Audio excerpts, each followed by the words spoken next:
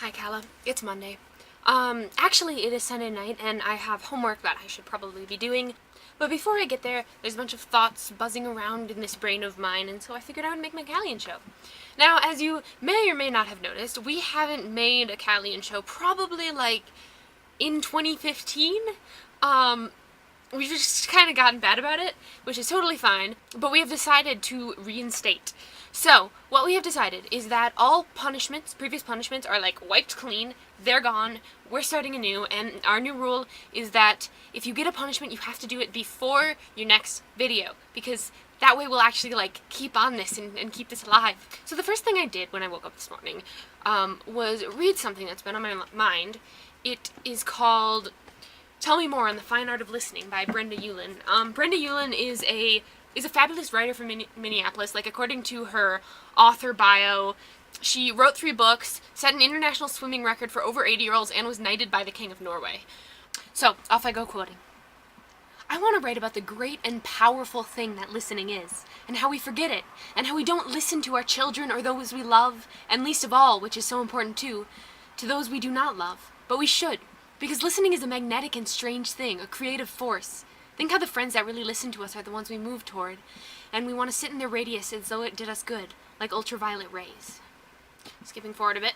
It is this little creative fountain inside us that begins to spring and cast up new thoughts and unexpected laughter and wisdom. That is why, when someone has listened to you, you go home rested and lighthearted.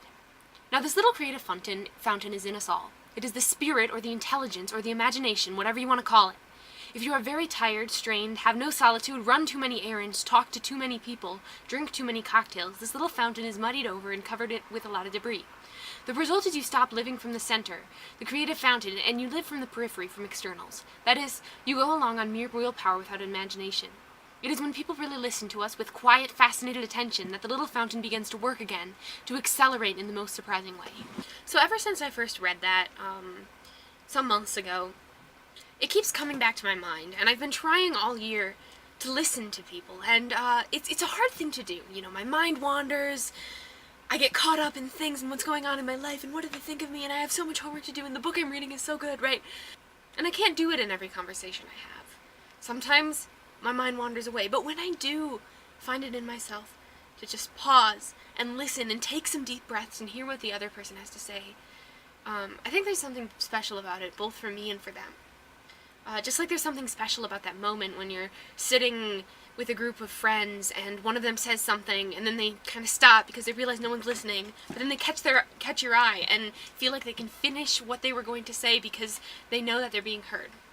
So a large part of why I'm making this video is really because I encourage any of you watching, if you have time, to go find this thing by Brenda Ullin and read it, because it's, I think, really special. I'm not sure if I agree on every little detail of what she says, but a lot of it I think has definite truth to it.